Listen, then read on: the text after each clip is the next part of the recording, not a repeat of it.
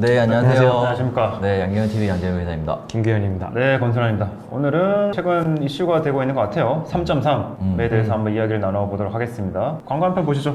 유아인이가 받을 게 있는지 없는지 확인을 아이니 형은 참 기깔나 생긴 게 잘생겼어. 3.3으로 좀 많이 어마어마하네. 사라졌던 3.3% 3.3으로 돌려받았다. 이게 너무 돌려받았다는 걸 많이 듣고 생각하는 3.3 돌려받았다는 거 굉장히 강조하네. 좀 많이 잘 봤습니다. 네. 기사가 요즘 많이 났어요. 세무회계 3.3의 뭉칫돈 세도. 제목 봐라. 법률 세무 전문직 플랫폼 고곡 성장. 이야기 한번 나눠볼까요? 3.3을 운영하는 회사가 자비스앤빌런이라는 스타트업인데 뭐 예전부터 이런 세무회계 서비스를 하고 있었어요. 맞아요. 그게 뭐 어떤 건지는 구체적으로 얘기 드리기 좀 어려울 수도 있는데 뭐 이런저런 세무회계 플랫폼을 제공하다가 작년부터였나요? 작년, 재작년부터 이제 처음으로 저 3.3 서비스를 출시했고 거기에 히트를 쳤죠. 히트를 쳐가지고 이제 뭐 기사를 보니까 이제 최근에 뭐 300억 규모의 시리즈 C 투자 유치 앞두고 있다고 하네요. 야 보니까 이제 투자사들이 뭐 다 쟁쟁합니다. 다 되게 좋은 좋은 투자사들이고 투자자들이. 작년에 300억이었는데 지금 3,300억 10배 이상 기업 가치가 상승을 했네요. 급성장 배경에는 2020년 5월 출시한 3.3에 엄청난 인기가 있다. 개인 사업자 소득자가 보통 3.3 원천세를 내고 급여를 받은 후 세금을 돌려받는데 착안한 것이다. 누적 세금 환급액도 1,500억을 넘어섰다. 세금 환급액의 10% 수수료를 받고 있고 1년 만에 150억 매출을 기록한 셈이다. 뭐 이렇게 나와 있고요. 요거는 뭐 이제 뭐 자비스앤빌런 3.3에 대한 뭐 긍정적인 기사라고 볼 수 있고 이럴 때면 좀 시끄럽거든요. 그 얘기도 잠깐 하면 좋을 것 같은데 세무사 고시 회장이라는 분이 강남경찰서는 3.3 수사 빨리 결론 내라. 진정서 제출. 이게 뭐 저희끼리 이제 세무사 뭐 카카오톡이라고 해야 되나? 뭐 이제 단톡방 쉽게 말하면. 거기에서는 엄청나게 좀 이슈가 되거든요. 그게 왜 그런지 한번 설명을 좀 해주십시오. 네. 일단 3.3 서비스가 뭔지부터 간단하게 말씀드리면 소득을 받으시는 분들 중에 특히 프리랜서 분들 같은 경우는 업무나 서비스를 일을 하시고 그 급여나 이제 수수료를 받으실 때 3.3%를 원천 징수 당하세요. 그러니까 회사에서 주면서 우리가 신고해야 되니까 3.3%만 공제하고 드릴게요 라고 하는 분들이 프리랜서 세계에 굉장히 넓게 많이 있으시거든요. 근데 이런 분들이 보통 평상시에는 세무회계 사무실에 가서 5월에 종합소득세 신고를 하셔야 되는데 그 수수료가 어쨌든 뭐 10만 원, 20만 원 이렇게 꽤 높아요. 그런데 이 스타트업에서 만든 서비스를 이용하면 훨씬 더 적은 수수료로 훨씬 더 편하게 본인이 냈던 3.3% 냈던 세금 중에 일부를 환급받는 성공 사례들이 많이 나오면서 그게 이제 엄청 바이럴이 됐죠.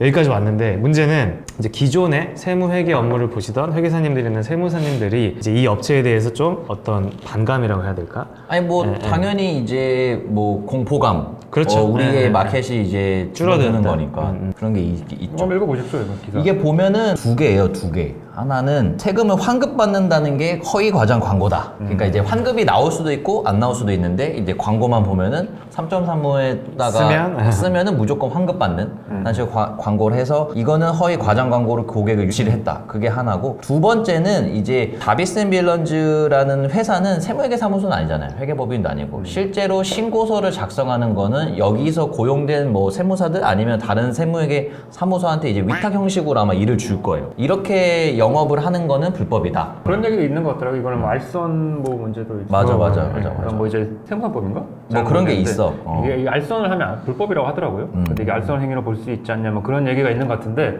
어쨌든 뭐 저희는 뭐 이게 뭐 맞다 틀렸다를 얘기하는 게 아니고 일단 이건 궁금하잖아요. 이슈가 되니까. 그럼 저희가 이제 뭐 저희도 이제 같은 시장에 있는 사람이라서 저희가 어쨌든 뭐 한축으로는 세무사 회계사이기도 하고 한축으로는 뭐 이런 스타트업들을 거래처로 굉장히 많이 업무를 하고 있으니까 어쨌든 양쪽 입장이 어느 정도는 다 이해가 되는 것 같아요. 그래서 이해돼요. 그 부분에서 좀 얘기를 해보면 좋을 것 같은데 제가 저도 솔직히 말해서 이거 한 시간 한 10분 떴거든요. 10분. 나도 바빠. 그래서 궁금하잖아 이게. 이게 3.3이 어떻게 돈을 받아주는지 제가 10분 정도 고민을 한번 해봤는데 틀릴 수도 있어요. 알려줘. 최근에 제가 이걸로 그러니까 받았다면서. 아 진짜? 대표님 어디서 3.3 받을 게 있어?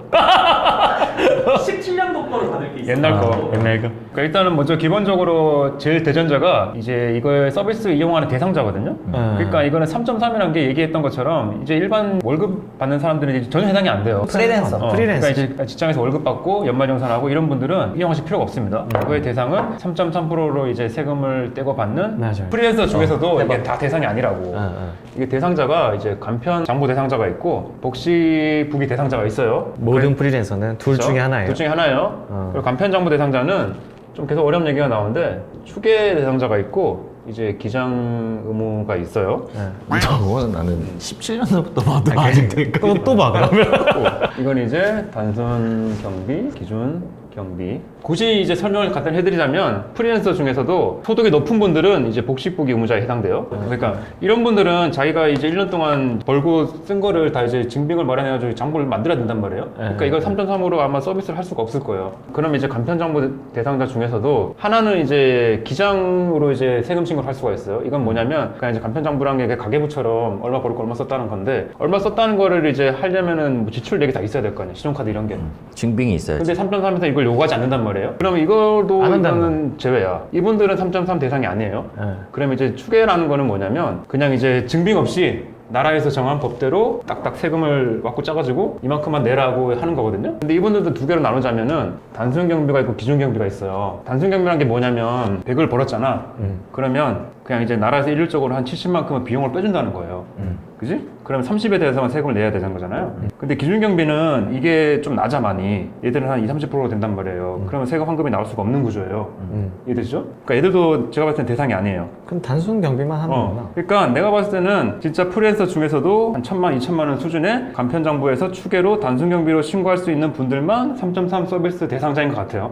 그래서 제가 봤을 때는 이 마켓은 여기에 집중하고 있는 것 같다. 그러면은 저 단순 경비에 해당하는 조건이 있는 걸로 아는데 이거는 그냥 수익금이 엄청 낮아야 돼. 그러니까 제가 봤을 때 1,000만 원, 2,000만 원 1년에 되는 분들 대상인데 심플하게 한번 계산 한번 해보자고. 그러니까 한 1,000만 원 정도를 받았어요.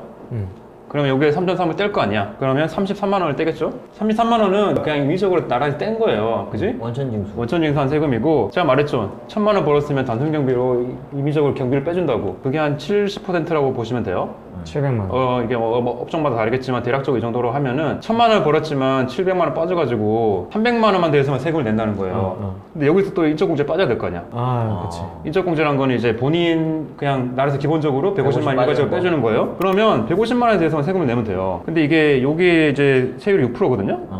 그럼 이게 9만 원이야. 그 정도 되죠. 원래는 이 양반은 9만 원만 세금을 내면 되는데 33만 원 냈으니까 요거 차이만큼 24만 원을 환급해 준다는 이런 로직이에요. 별거 아니야. 그러니까 한 1,000만 원, 2,000만 원 정도 받는 분들은 이런적으로 무조건 환급이 나와요. 누가 하든. 누가 하든. 근데 이게 뭐가 문제냐면은 5월에 이게 이런 식으로 다 계산이 돼가지고 주소로 날아와요. 맞아. 계산하고 자식게 뭐가 있어? 나라에서 법으로 정해놨는데.